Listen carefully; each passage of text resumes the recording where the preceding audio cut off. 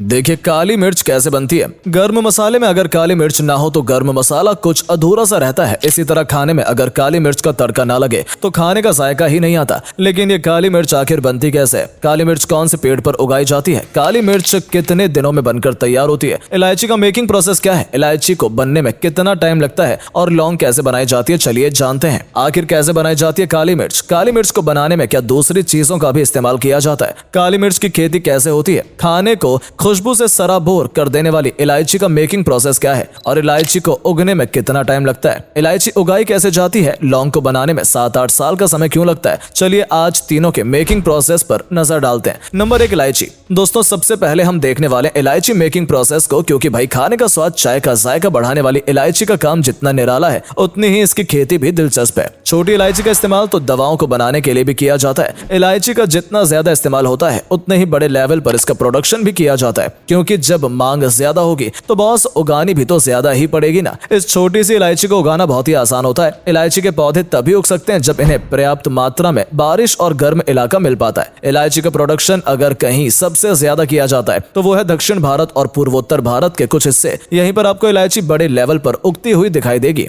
आपको पता है किस देश में सबसे ज्यादा इलायची का कारोबार किया जाता है? नहीं तो वो देश है हमारा भारत, जहां देश विदेशों के लिए अच्छी क्वालिटी की इलायची उगाई जाती है। केरला, तमिलनाडु, कर्नाटक को तो इलायची का प्रोडक्शन हब भी कहा जाता है। इलायची की खुशबू जिस तरह खाने में घुल जाती है, ठीक उसी तरह उसके पौधे भी हर साल हरे भरे ही रहते हैं। इलायची के पौधे की पत्तियां 2 से 3 फीट लंबी होती हैं। भले ही छोटी सी इलायची को देखने पर आपको लगता हो कि इसे उगाना तो चुटकियों का काम है, लेकिन ऐसा नहीं है। बल्कि इलायची को बनाने के लिए इलायची के पौधों को उगाना तो इसके प्रोडक्शन में सबसे मुश्किल काम माना जाता है। इसके लिए इलायची के पुराने बीजों का इस्तेमाल किया जाता है। इलायची के पौधों को उगाने के लिए नमी वाले वातावरण की जरूरत पड़ती है। अगर ऐसा वातावरण इलायची को नहीं मिला तो समझिए आपकी सारी मेहनत बेकार जाएगी। यही वजह है कि इलायची की खेती समुद्र किनारे बसे बागानों में ही की जाती है। जब इलायची की फसल को गर्मी और नमी दोनों तरह का वातावरण मिलता है तो फसल एकदम हरी भरी और अच्छी उगती है। तो इसके लिए सबसे पहले नर्सरी में इलायची के पौधों को उगाया जाता है। इसके बाद जब इलायची के पौधे का अंकुरन हो जाता है तो इन्हें हरी घास से ढकना बहुत जरूरी होता है। इस तरह जब इलायची के पौधे 1 फीट तक बढ़ जाते हैं तो इन्हें खेतों में लगा दिया जाता है। बता दें, बीज से पौधों को 1 फीट में बदलने के लिए करीब 1 से 2 महीने का वक्त लगता है। इलायची के पौधों को खासकर बारिश के मौसम में लगाया जाता है, जिससे इलायची के पौधे बारिश के पानी में जल्दी बढ़ जाते हैं। इलायची के जो फल होते हैं वो पौधों के ऊपर नहीं बल्कि नीचे उगते हैं और काफी जगह घेर लेते हैं।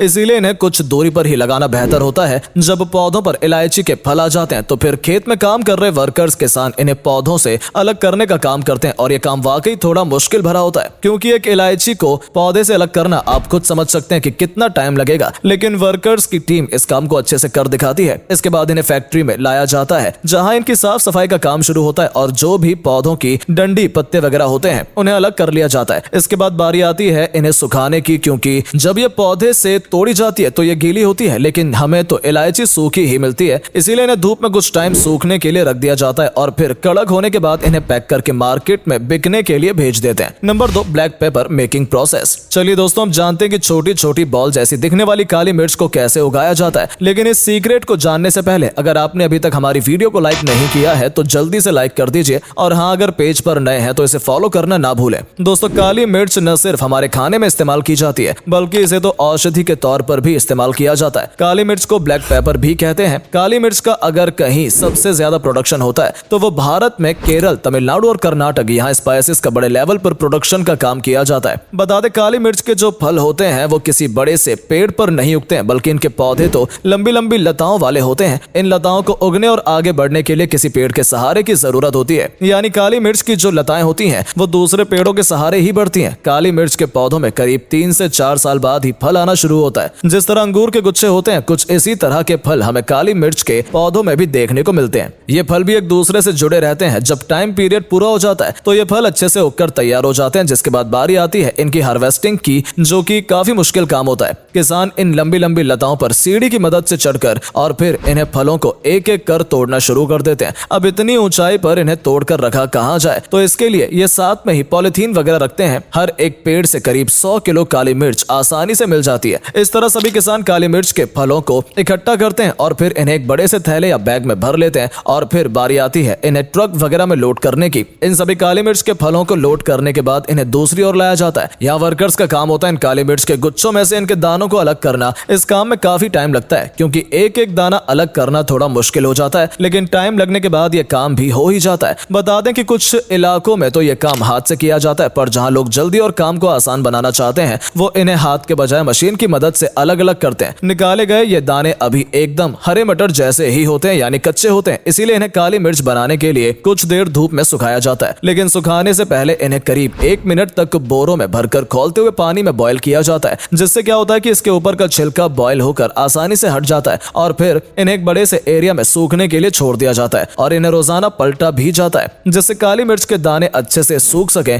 इस तरह 3 से 4 या फिर 1 हफ्ते के अंदर काली मिर्च का सूखने का काम खत्म हो जाता है और हमें मिल जाती है ब्लैक काली मिर्च। Number 3, clove making process. तो दोस्तों अब आखिर में हम जानेंगे कि लौंग को बनाने में किन चीजों का इस्तेमाल किया जाता है या इसका प्रोसेस क्या है। तो लौंग, जिसे इंग्लिश में क्लोव भी कहते हैं, इसकी फसल नम कटिबंधीय जलवायु वाले इलाकों में ही की जाती है। इसकी वजह है कि लौंग के पौधों को बारिश की ज्यादा जरूरत होती है। अब लौंग के पौधे उगाने हैं तो इसके लिए बीज की भी तो जरूरत पड़ेगी ना बॉस। तो सबसे पहले इनके बीजों के बारे में जानते हैं। बीजों के लिए लौंग के पौधों के पके हुए फलों को तोड़ा जाता है और फिर इन्हें एक जगह इकट्ठा कर बुआई के लिए तैयार किया जाता है। जब बुआई करनी होती है तो एक रात पहले इन्हें पानी में भिगोकर रखा जाता है। रात भर भीगने से इनके ऊपर की ब्लैक स्किन हट जाती है और इनके बीजों को भुरभुरी मिट्टी में बो दिया जाता है। कुछ समय बाद जब ये पौधे बड़े हो जाते हैं तो इन्हें नर्सरी से निकालकर जंगलों में लगा दिया जाता है, ताकि ये छोटे छोटे पौधों से बड़े पेड़ बन सके, और ऐसा होने में काफी लंबा वक्त लगता है। जी हाँ, करीब 6 से 7 दिन के बाद लौंग के पेड़ सही हो पाते हैं और मानसून के दौरान इनके अंदर फूल आना भी शुरू हो जाते हैं। इन फूलों से बहुत ही अच्छी खुशबू आती है। इस तरह जब ये फूल अच्छे से बड़े हो जाते हैं तो इन्हें पेड़ों से अलग करने का काम होता है। ये फूल बहुत ही नाजुक होते हैं, इसीलिए इन्हें बहुत ही ध्यान से तोड़ा जाता है। इसके बाद इन्हें इकट्ठा कर दूसरी जगह लाया जाता है। यहाँ इन फूलों के गुच्छों से फूलों को अलग किया जाता है। इस काम में किसी भी मशीन का इस्तेमाल नहीं किया जाता। इस काम में काफी ज्यादा टाइम लगता है, लेकिन जब काम खत्म हो जाता है तो इन कच्चे फूलों को करीब 10 दिन तक धूप में सूखने के लिए रख दिया जाता है। तेज धूप में ये फूल सूखकर काले रंग में बदल जाते हैं और हमें मिल जाती है हमारी लौंग। तो दोस्तों, आपको इनमें से कौन सा प्रोसेस सबसे शानदार लगा कमेंट सेक्शन में लिखकर जरूर बताएं।